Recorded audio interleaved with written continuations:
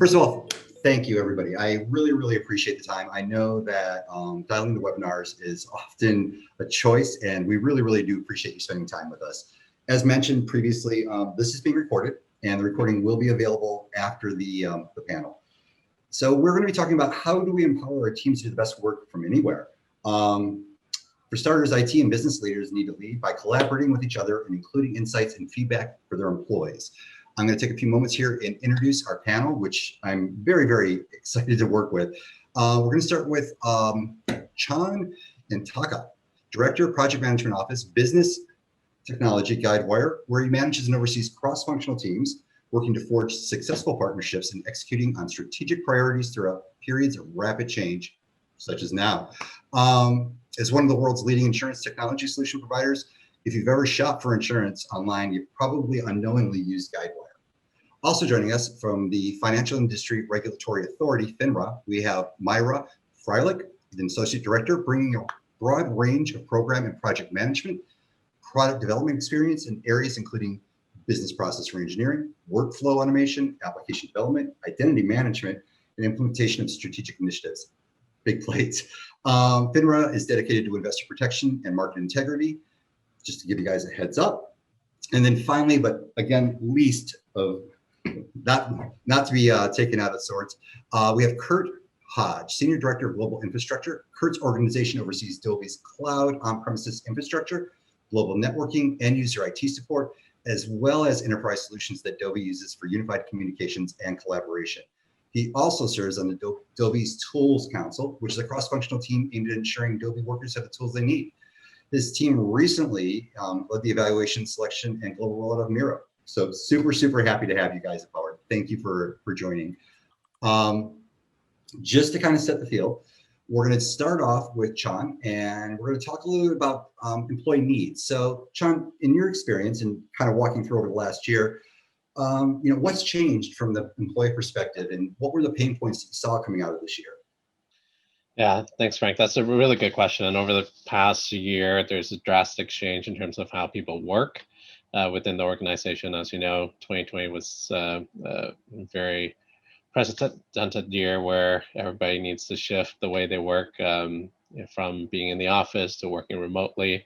So we're looking for ways for us to be more effective, more productive, and as part of being the IT organization, the BizTech team really looked out in terms of collaboration tools that are out there to see how we could help our organization continue to be productive over the last year.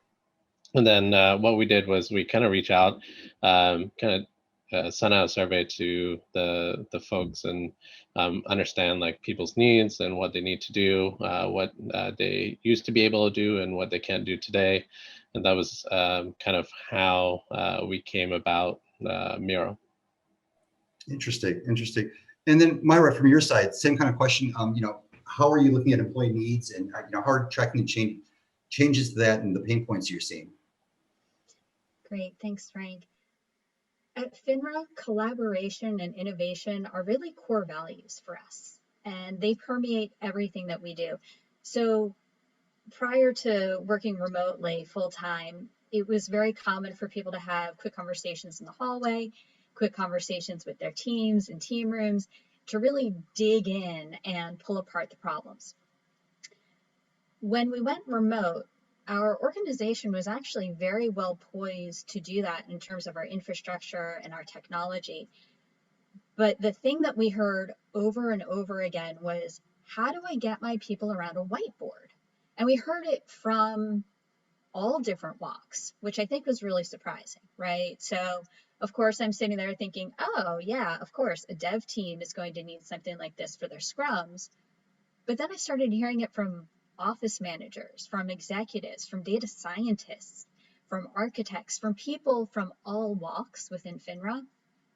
And that's what led us to Miro and looking for a collaboration tool that could allow our people to meet in one space. And a lot of this was really driven by our design thinking teams that were used to working with people that were geographically dispersed and said, we need a better way to talk. And this ended up being a great solution for us. Again, it was something that we'd heard from multiple walks of people within our organization. And a lot of that was also driven by a remote work task force that was put in place very early on as part of the response to the pandemic. That group is still in operation and still helps guide the direction of different solutions and things that FINRA needs to be a successful organization. Awesome. Then, kind of building on that, Kurt, having gone through the process of looking at Miro and, evaluating it, I guess what criteria were you looking at when you were looking to solution something like that? Yeah, I mean, I think that no matter whether it's Miro or some other solution, anytime we're rolling out a collaboration tool or any tool, it always sort of starts with making sure we know, what the selection criteria is that we need to select that tool with, right? It's not every requirement that tool could possibly meet, but it's the big rocks, the big capabilities the tools might have, whatever security requirements we might have. So we basically put together a big list of that vendor selection criteria. And then we sort of shortlist the vendors, right? You don't want to look at just one vendor. You don't want to look at 40 vendors, usually somewhere between 2 and 4. So that could come from companies like Gartner or Forrester, or talking to peers and seeing what tools they're using. Those are critical shortlisting tools. But then there's also just looking at what tools were already within Dolby, right? So when we looked around the landscape, especially with whiteboarding, people were already using Miro at Dolby. We didn't know it. I didn't know it. And I oversee the team that manages collaboration tools, right? But talking to our accounts payable team and seeing what expense reports were coming in, talking to our operations teams and seeing, hey, what tools are you guys using? We sort of found pockets of Miro already in use, as well as other tools, right? So the idea is let's find out what's already out there and added them to the short list. And from then it's just meeting with the vendors, kind of going through the selection criteria and see what their capabilities are. And then the last piece is the pilot, right? Once we sort of shortlist a tool and say that's the one we want to go with, getting into the hands of our engineers and our end users is what's really critical, right? We're not one of those companies that can just say, hey, this is what we're using. Good luck. You have to use it. Dolby doesn't have that kind of culture, and most companies don't. So really getting that buy-in before we decided to select it is all part of the process for us. Nice. And you bring up a valid point, which is testing it out before you try it and deploying a proof of concept. It's a really, really important part of the whole process. And being that it's such a wide variety of industry here, generally asking the whole panel, were there areas that you found difficult during this transition, pertaining to regulations or remote work that had to be overcome in order to start using, say, Miro?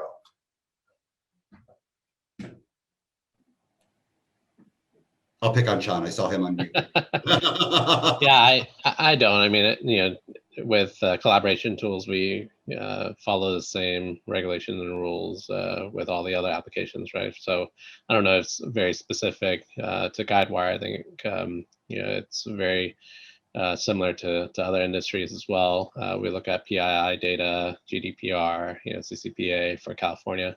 So those type of information, we make sure that from a security perspective, we follow suit, right? So yeah, I don't think it's any different or anything specific to us per se. Gotcha. Myra, I saw you pop off too. Is there anything on your side? So this is probably similar for some of the other folks potentially on the call, or maybe even for John as well. As a regulator, we have lots of sensitive data about firms, brokers, investors. So we get audited all the time. And whether it's internal, whether it's the SEC. So for us, when we consider a new product or service, we have to take into account how are we going to archive particular features, right? So for example, chat, email, anything like that has to be considered. How do we incorporate that? And then we also think about the integration points. It's not just the security of the data within the tool, but it's the security of the data as it transverses to other products and services, because being able to connect to those other tool sets increases the total value of the solution that is being delivered. And these are some of the additional things that we looked at as we considered Miro as well as other products in this space. Nice, nice. And Kurt, during the proof of concept where you were working through the testing and stuff, did you run into the same kind of things where you're looking at the data pathing, the TLS, the security models and such? Yeah, to some extent. I mean, I think for us, Dolby, maybe a bigger selection criteria, something we're looking at as we're going through is we're just a global company with offices in almost every major country, and performance from Poland, Beijing, Sydney is really important for us, right? So I think that's probably true, maybe of a lot of companies, but it's something we look very hard at, especially China, behind the Great Firewall, or India, where network connectivity isn't always great. We really had to look hard at solutions that performed well over a really big network, especially if someone was on a weak network connection at home, given what was going on with COVID and the remote work situation. The other thing that's kind of unique to Dolby, I guess, is, we're a company that is full of engineers that strive to make audio and video better, right? So they're very hard on the solutions that we try to propose, right? We have software developers, we have these engineers who want everything to be perfect. And so we can't just throw anything out there. They have to be solutions that really excel in those areas. So those are things that really kind of shaped our decision as well. Perfect. And, I'd heard mentioned a couple of times that some of you had gone in looking for a very specific thing for a very specific group, but the application has been broad enough to go organizational. How did that happen? How did, I guess, going from engineering to, say, agile workboarding to actually just whiteboarding in general, how did that rollout occur within your organizations? Hey, Frank, I'll go first on that one. So yeah, very similar to what Myra said. I think with Guidewire, everything started with the design thinking team. They needed something to walk through the various personas, and typically they would use a whiteboard for that. We didn't have an application at the time to do such things. So started off with our UI UX team, and then after that, what we did was just open it up generally to everyone in the enterprise. Later on, I guess, Frank, you can talk a little bit about the various options that people have working with Miro.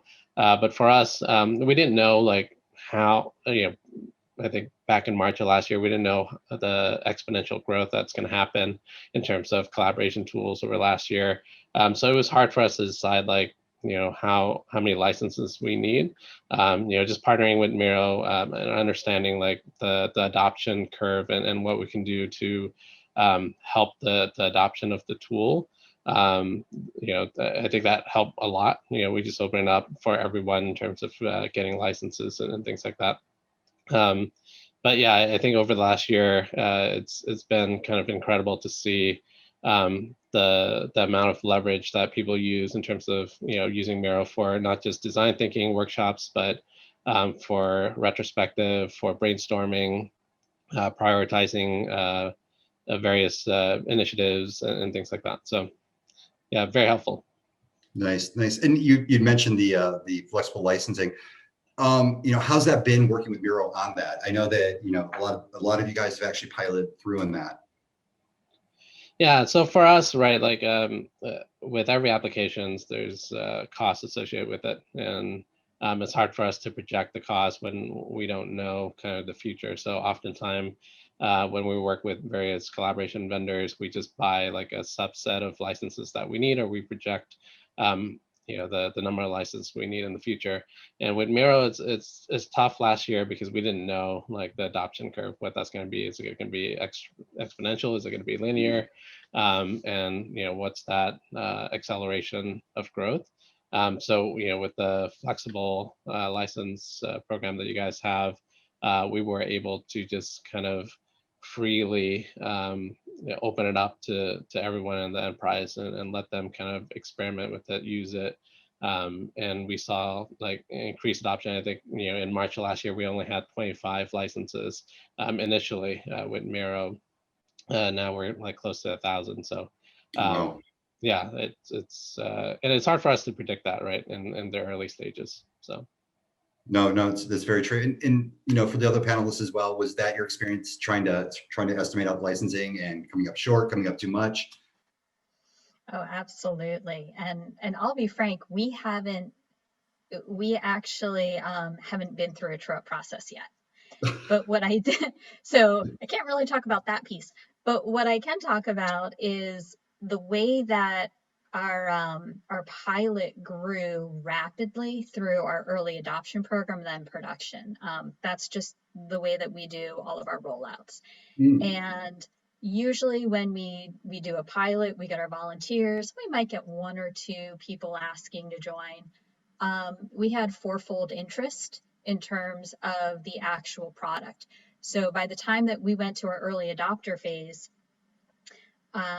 we already had a significant portion of individuals using the tool, so that when we ended up going to full production, of the licenses that we had budgeted for and planned for the year, we were already at maybe 40% wow. before, on day one of production release. And then within about 2 months, we hit that 80 to 90% mark. Wow. Now, the reason we haven't been through the true up yet is timing. And we chose that program because we knew we were going to need a large number, but we couldn't get exact. And that's why we wanted that true up program. Makes sense. Makes perfect sense. Thank you. I'm going to switch gears a little bit. In terms of actually deploying it, looking at deploying Miro in various environments, various companies, deployments can already be very complex. Add to the fact that you have now everybody remote. I guess my question to you, everybody, is how did you find the deployments? Did you find, working with Miro to be difficult? Would this have been easier if everybody was sitting in an office? We'll start with Kurt on this one. Sure. Yeah. So I don't think we actually found it that much more difficult for Dolby, at least, to roll out, given the fact that everyone was remote. I think because we're global, there's people everywhere anyway. We already had a decent number of people working remotely, not quite the same scale. Either way, we were going to have to do a virtual rollout, right, for a global company. It hurt a little bit, in our headquarters where we might have gotten everyone in a big room together. But even then, you're getting only 10, 15% of people together in the same room anyway, right? So for us, I think the key, we talked a little about that piloting of the solution before we bought. That was critical, right? Even after we bought, it was still kind of a pilot for a while where we really got key groups using the tool, giving their feedback, saying it worked well for them, got their buy-in. And then we did that big global rollout to say, hey, everybody, here's this tool. Let's do training in each time zone and regionalized it as needed, but said, hey, everyone, here's the tool and here's some training materials if you need follow-up. But I think the thing that really worked for us was even after that, engaging the operations teams or going to the vice president of a certain business group and sitting with his staff and making sure they understood what Miro was and how it could work for them. Even if it was just, hey, give me 20 minutes at your staff meeting, that hit a lot of groups of people that wouldn't otherwise have attended training, and also gave them a chance to ask very specific questions about how that might be used for their business group, right? So I think for us, that was probably a key thing to drive adoption. No, that's a real important part too. And Myra and I were just talking about this before the panel, like about getting our customers' input. And Myra, same question to you. How did you find it? Was the rollout more difficult remotely? Were there things that were different about it? So, like Kurt, we are geographically dispersed. And so rolling out new products and services in that format is not unusual for us. What made Miro unique was the way that it sort of caught on like wildfire. You'd give a demo to one person, and then 5 more people were asking for a demo. And then 10 more people were asking for a demo. So it ended up growing organically. We also found that providing training that was targeted at specific user communities really helped promote the solution. So we spent time with our HR staff. We spent time with our architects. We spent time with our design thinkers. We had sessions that were geared specifically to managers and project managers. And being able to talk in their language, in their terms, really made a difference. No, that makes perfect sense. You're right. And same question, Sean, on your side. How was the rollout more difficult? You feel being remote? And kind of add a little piece to it. what were some of the challenges, I would say, being like a centralized rollout versus a remote rollout? Yeah, I mean, our team is globally dispersed as well. So, the way we roll out our software is very similar, whether it's collaboration tools or other new tools that we have at the enterprise level. I think what we did differently with Miro is because you guys have a very strong customer success team. We invited members of the customer success group to come to Guidewire and hosted a training session for our employees globally. And we record that so that if anybody have any questions or couldn't make the meeting, they could have that resource available to them at any time of the day, right? And we had several events, one focus for general users and another focus on like kind of more of SME within the organizations where they need additional capabilities or features within Miro. So we had 2 sets of training. There's also a bunch of templates that people use within Miro. So in terms of rollout, it's been very seamless and smooth on our end. That is wonderful to hear. It really, really is. Let me ask this: in terms of long-term planning, how did you see over the course of this last year the employees' needs change, being fully remote versus sometimes remote, sometimes office? I'll start off with Myra on this one. What were some of the bigger changes this year in that space? Speed. I think that was the number one thing that I noticed, is how quickly we needed to become fully remote. We had already started looking at remote capabilities within FINRA, and different teams were at different rates of that experience. Some groups were teleworking 1 day a week, some groups were doing 3 days a week. And once we all had to go, right, it's like everything went faster. And I think overall, it's been a very positive experience as we've gone through and made those changes. But we've also started to notice some of the smaller things that you might not have picked up in the first week, right? So in the first week, it was, do I have the equipment? Can I connect? Then it was, do I have the collaboration tools that I need? Then it was, okay, well, what are the business functions that used to require in-person activity? So again, FINRA does a lot of in-person examinations. They used to do in-person arbitrations and hearings. And that whole universe has really had to shift as well. And again, it's speeding up things that we knew were coming, but now we were about, a year or 2 years ahead of where we thought we needed to be. Interesting. And you mentioned collaboration. Obviously, Miro is a collaboration tool and platform. What spawned, I guess, from your side? How did you identify collaboration? What was the catalyst that set that off within your environment? Myra. Sorry about that. Okay. Yeah. You can talk to anybody. No. So for us, again, collaboration is very much a part of who we are and what we do on a daily basis. And that goes for the examination teams, the investigative teams, the lawyers, the technology teams. And as we started to define collaboration, we found that it meant something a little bit different to each of them. So we spent a lot of time up front talking to our customers about what does collaboration mean. We started hearing the term whiteboarding, and that was kind of like a universal catch-all. And then we started to peel that back like an onion and said, you know what? Is whiteboarding really the same thing for me as it is for this person? And by being able to distill that, we were able to have a better picture of not only what collaboration meant, but what would be the right tools to meet those needs. Because it's not necessarily a one solution fits all. And I think that you have to be really thoughtful about what is going to improve that user's experience. No, that's a very valid point. I'm sure we've all worked for organizations that solution for a specific group and it doesn't work across the organization. So yeah, that you do have to listen to the voice. Same question, I guess, for Kurt as well. In terms of of that, what was your experience? Yeah, the catalyst for us was, when we were all in the office, you would often walk into a conference room and see just drawings all over the whiteboard, the word save written in the upper left-hand corner, or whatever, big complex audio codec algorithms written on the board.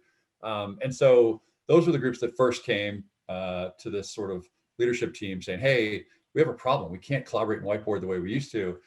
And we thought that that was a problem of, oh yeah, we need a solution where you could literally use a pen or an Apple Pen on an iPad to be able to draw, and specifically needed for engineers. And let's get a solution for them. That's what we thought we were selecting. And Miro met that need, and we rolled that out. Well, as we were even going through the selection process, I think we realized other teams had a need to do sticky note style, agile Scrum planning, right? We also walk into the rooms and see sticky notes all over the place that they couldn't do anymore. And then we found teams that, like HR operations, were just doing long-term strategic planning about things, and they needed a place just to put their ideas. And it sort of grew well beyond, and what we thought was the main use case became a corner case, right? Very few people actually at Dolby are using a pen on a Miro tablet or on a tablet on an iPad or whatever drawing. They're doing it, but most of them are using stickies and all the other tools within Miro. So I think that's kind of how it took off. One group that had a loud voice said we need something. We thought we were solving that problem, and it just grew to 10 or 20 other use cases. So. No, once you bring a Snickers bar to the house, everybody wants one. Yeah. And, John, the same question for you. What spawned, I guess, what identified and spawned the need for the collaboration side? Yeah, so very similar to Myra and Kirk, we have a collaboration toolkit here at Guidewire, which composed of multiple applications that we use, and there wasn't one specifically for whiteboarding, right? And Miro serves that purpose, and also we look at kind of the integration of various things that we need. It's not just one collaboration tool; it just stands alone by itself, right? You need to take a look at the integrations with other tools as well, make sure that it works well together. Pulling data here and there, and make sure it flows in their day-to-day business processes. So Miro kind of fit the bill on all aspects, and we went with Miro and never looked back. Interesting. Perfect. Thank you. And then recently, I know we touched on this a little bit earlier.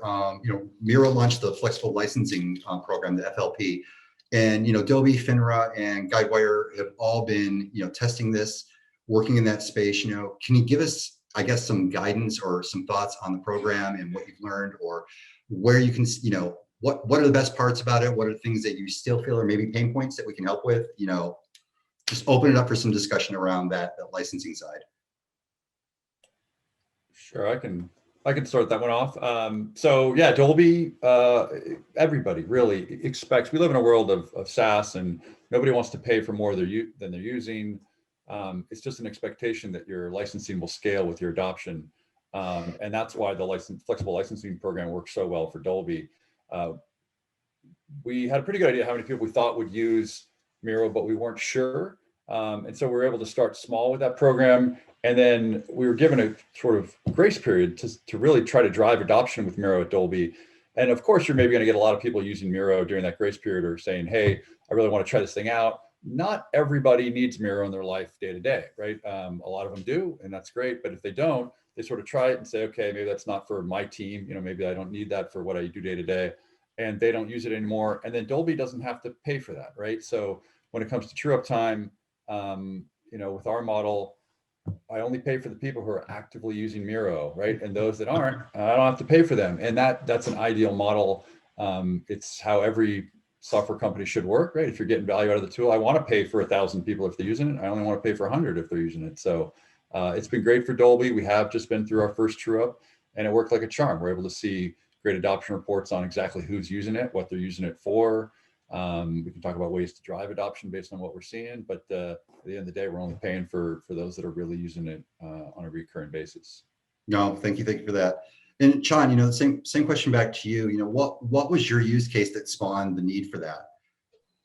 Yeah, for us is flexibility, right? We just didn't know how many groups going to jump on, and just having that flexibility. was key. It was hard for us to budget in advance in terms of how many licenses we need. So having that true up would be helpful for us in terms of just paying for what we need. Yeah, I think, as I mentioned earlier, everything spawned from just having a corner case very similar to Kirk within the design thinking team, just using a few licenses, and then, before we know it, everybody has a use case of how they want to use Miro, and that just kind of grew exponentially. And it'll continue to grow. I think, with everybody working remotely and across different time zone, there's no better way. Even if you have people going back to the office, it's not going to be the same way of how we used to operate, right? Like when you go back to the office, it's very regional, right? So if you want to share boards and things like that, it's easier to do that on Miro. No, thank you. And then Myra, same question over to you. And I know that you answered a little bit earlier, but just want to get your final thoughts on it. Well, to the same points that both Kurt and Sean had raised, that nailing down the number of licenses was a little bit of a challenge. The other piece for us was we have a lot of different groups participating in workshops right now due to some significant realignments in the organization. And trying to manage day passes for all of these projects was going to become an administrative nightmare. And so we felt that using this sort of a program would allow us to negate that administrative burden, but also give us the flexibility that if people found through those activities, hey, it's not just good for this project, it's actually good for everything that I do, that they would have availability and access to those licenses. Nice. And one question that it occurred to me while we were going through this a little bit earlier, you, in all different parts, have mentioned integrations for different functions. I was curious, is everybody using integrations? Yeah, awesome. All right. Well, is there any I guess follow-up information or anything any of the panelists would like to say before we wrap up and we go to a little bit of the flexible licensing stuff? Awesome. I want to thank everybody. I really, really appreciate your time. Once again, I know that everyone's busy. We're all working remote and 12 hours a day inside our houses. So I do appreciate the time. Myra, Chan, Kurt, thank you very much for this. I just hold on a little bit. I do believe we'll have some questions at the end here, but I'm going to go ahead and turn it over to my counterpart to do some of the explaining on the flexible licensing side. Thanks, Frank. And thank you, Chan, Myra, Kurt, really appreciate your time again. So I think you've all heard and also mentioned the flexible licensing program. So I just wanted to take a few minutes here at the end to go over kind of at a high level what this actually is. So we're very excited to bring this to the general public. We actually launched this program publicly yesterday on the 19th. Or a couple of days ago on the 19th. And really the flexible licensing program, as you've heard, is for our enterprise customers, giving them the ability to essentially have unlimited licenses every quarter. And what makes this program very different than other enterprise SaaS offerings is that there's no upfront commitments here. And there's also no retroactive fees for any overages and usage. And so truly we want our customers to be in control of their growth because like Kurt had mentioned, Myra and Sean, sometimes it is very difficult to get a really great understanding of who actually needs to use the platform and for how long, and if they really are warranted a full license, because we are thinking about things like SaaS usage and making sure that there isn't redundancy in tools and that the things that are actually being given to employees are being used actively. And so this really was the background of the program, one that we developed with our enterprise customers, and we're really excited to bring to the greater customer base here. And so really just to kind of go over a few parts of the program, it really starts again with the unlimited licenses every quarter. And what you have the ability to do there is there's actually different license types for different users that might need access to Miro. So really that gives you the control to give the right levels of permissions without kind of opening up the floodgates and allowing every single person to edit a board across the entire team within the enterprise account. The other part there too is with the flexibility in allowing this number of people to kind of come in and start using the product, you really do need kind of that predictability and that transparency into the usage and into the metrics. And so this is something that we really heavily emphasize is this partnership with our customers. And so the account team that is part of the enterprise offering will go through this this level of analytics and insight into the account with you. But ultimately, it's up to the customer's discretion to kind of purchase the additional licenses. And so this is really what makes this program very different. So it's not just the licensing aspect, but really our collaborative approach. And I'm really happy to, I was really happy to hear that Guidewire and Sean had mentioned our customer success team, because customer experience is really the priority here for us. And so we really want to make sure that you are not left alone and abandoned when you need the most support, especially when it comes to rolling out a tool like this organization-wide.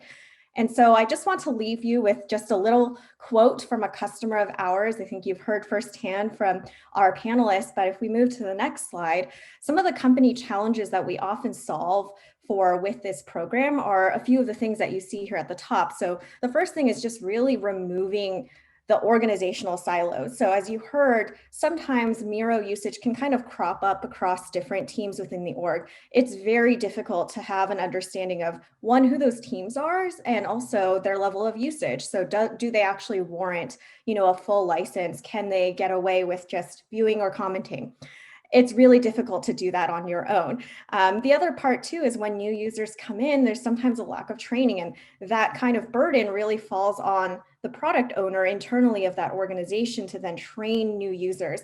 And that creates a lot of friction in just being able to concentrate on day-to-day work responsibilities, nonetheless trying to facilitate usage of a tool that's outside of your control. And the last thing is just being able to have the ability to forecast accurately. So I think we heard that a lot from Myra on your side about not really being able to know, how do we see this growing over time? Is it linear, or is there actually an exponential curve? And so this is why the flexible licensing program really helped this customer, in particular, United Health Group. And just to kind of read part of the quote here from the product owner there, really, they had the same issues. They didn't feel like they were really forced into a commitment they weren't ready for, and only specific teams wanted access to Miro. But then it turns out, after they started using Miro, perhaps they didn't need to use it for the full length of the year. And so what's great about the program is that we're able to kind of add the additional licenses needed, but you'll only ever pay moving forward, never retroactively. So we essentially don't penalize you for actually using the platform and being able to have that time to figure out who needs a license going forward. So this is at its foundation what the program is. If this is interesting and you want to know if this is the right fit for you, please reach out to us. We're more than happy to kind of help you through the process and see what options really work for you. So you can go on the board and you can either click to learn more or even just directly contact us. Thanks, Melissa. All right, let's get to the fun part, the questions that everybody wants the answers to. We're going to go ahead, and I see people have been rating them and scoring them. So we'll start with the first one here. What do you think will happen when we are able to work from offices again? I know that we kind of talked a little bit about that at the very end there. Just to kind of open that up to the panel, what are your thoughts? What is the new normal going to look like once we are back in the offices? I guess I'll start off with my answer. I don't know if this is a Miro question or whiteboarding question or a general one. I think that there's been a seismic shift at Dolby, at least, and I think probably a lot of companies, where it's not ever going to be the same, right? Fundamentally, there is an expectation that workers get to work from home more often now. They want to be in the office and interacting with their peers, and we need them to be to some extent.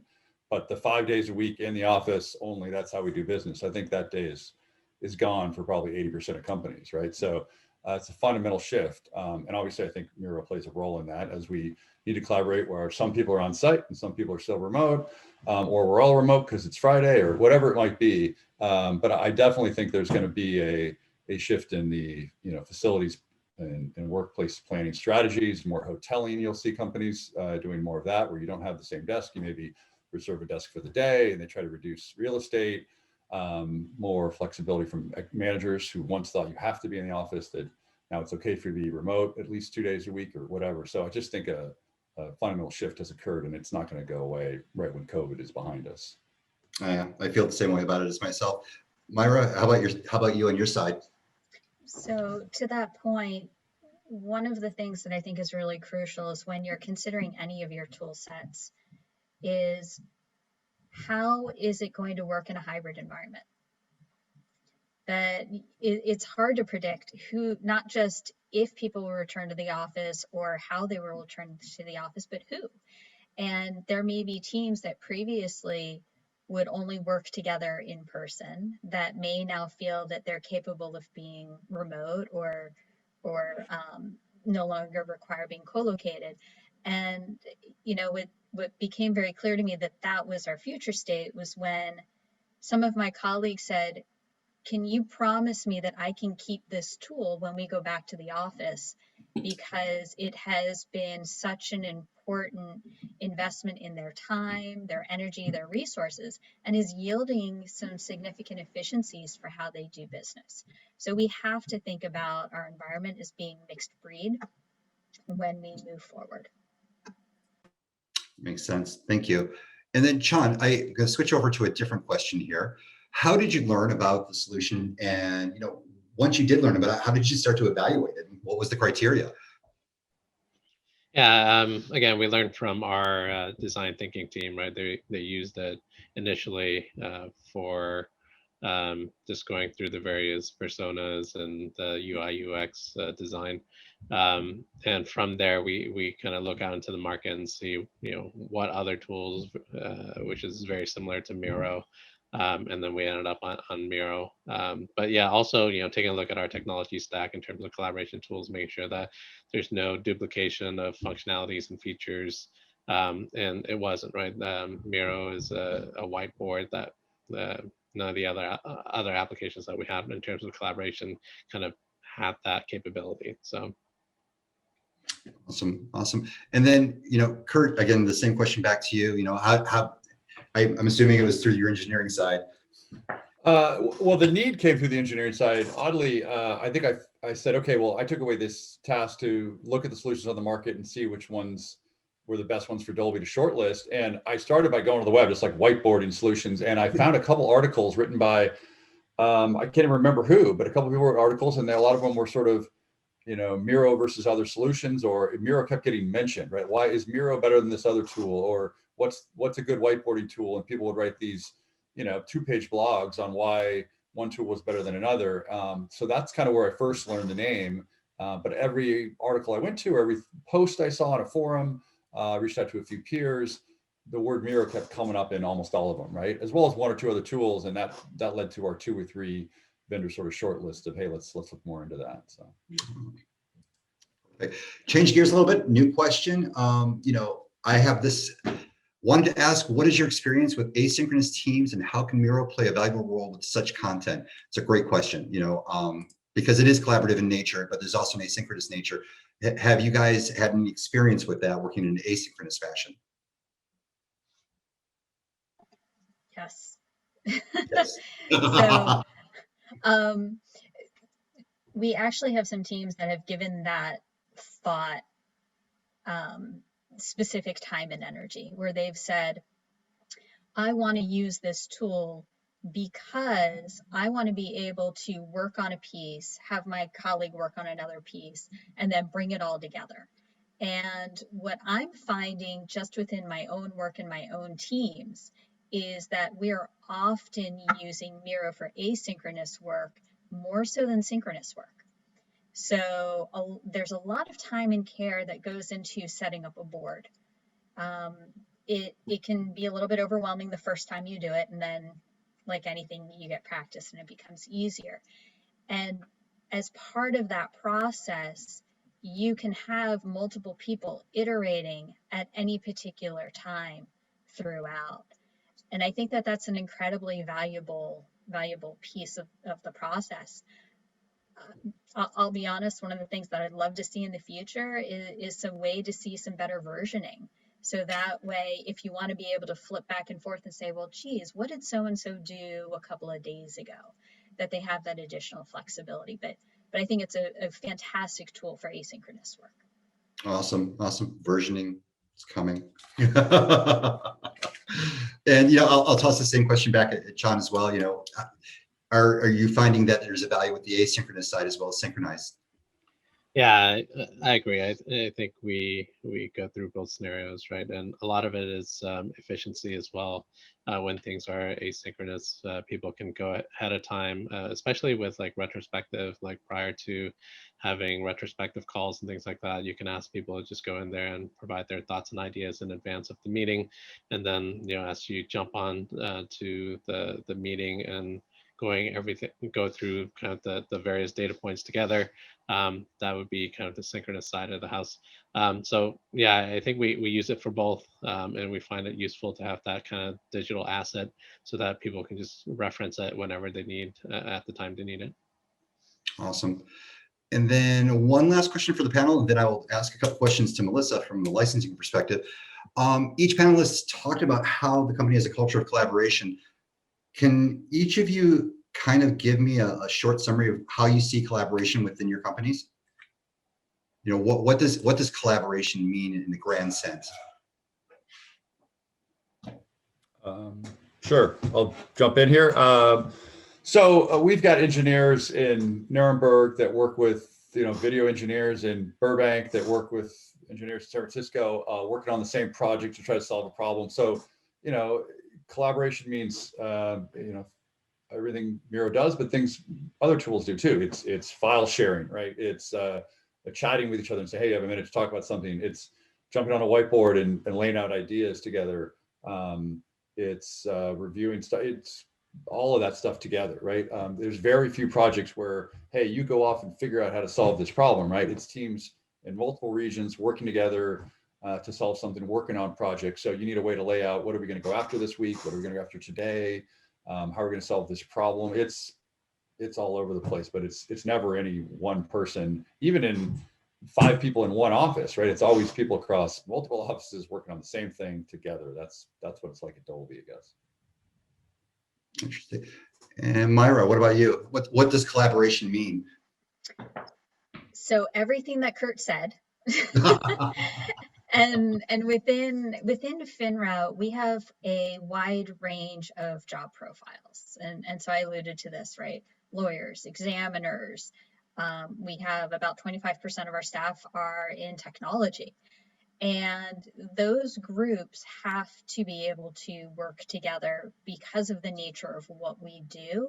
It requires lots of big brains coming together to work on things. And one of the ways that FINRA really embodies this, we have an annual event called a Create-a-thon. And every year there are about 5 or 6 different challenges that are placed before everyone in the company, and anyone who works for FINRA is allowed to participate. People self-organize teams to work on these different problems. And it can be anything from how can we use big data to better predict outcomes of investigations. I'm making this up because there are a lot of different ways that these tools can be used. And this year we rolled out Miro in time for that event. And we found that it was a great way to pull people together to collaborate because we had the chats. We have the audio video conferencing tools. We have the file shares. But it was that visual piece with continuity that was missing that helped kind of bring some of those disparate pieces together for us. And the Create-a-thon is just a great way to exemplify what we do at FINRA at a larger scale. That's something that we do on a daily basis as an organization. Wow, that's awesome. Thank you. And Chan, how about yourself? Yeah, we're still defining collaboration, right? It's different aspects of what people need to be productive. But yes, we have a set of collaboration tools that we use for video conferencing, for messaging, for storing digital assets, for whiteboarding. So with this the number of tools, we call that collaboration. And again, the use cases will change over time. And as more needs will come, we'll keep reevaluating what's going to be part of that toolkit. Perfect. And then I'll give the panelists a second to breathe while I bring Melissa on to ask the next question. Can someone expound upon how FLP works? So is there, Melissa, is it possible to kind of give a quick rundown on how that actually works? Yeah, definitely. And I see the question right above it that is probably worth answering as well. So do we pay upfront annually or only as users are using it? So these are really great questions. So essentially for our enterprise customers, no, once you're on the program, you do not pay upfront for the additional number of licenses. It's by design that basically every quarter you have the ability to dole out licenses as needed, again, at kind of the 3 different license types that you might require internally to roll it out more formally. And then only at the time of either the quarter or beyond that, where you would actually then take a look at your activity kind of in the last 90 days. From there, you would determine based off of metrics that are important to you, that are valuable to you, and you would use that to essentially figure out what is the subset of those new users that require a license going forward.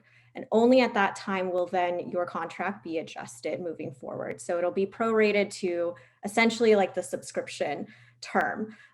So that's how it works in a nutshell. So there's a lot more involved in it, of course, but that's like in a nutshell how it typically works. But again, we're more than happy to kind of answer more questions on kind of the nitty-gritty details of it, because it is kind of on a case-by-case basis for different organizations. And so it will look a little different for each company. Perfect. Thank you very much. And just to quickly wrap up, I wanted to thank the panel, Myra, Chan, Kurt, thank you very much. Again, I know that this takes time from everybody's day. And more importantly, you bring a great insight across various industries. And we need that from our side as well. So we really, really appreciate it. And thank you for answering these questions. Just a couple of things to wrap up on real quick. I want to again thank the speakers and the audience today for joining us. And make sure to leave feedback if you have any on the board.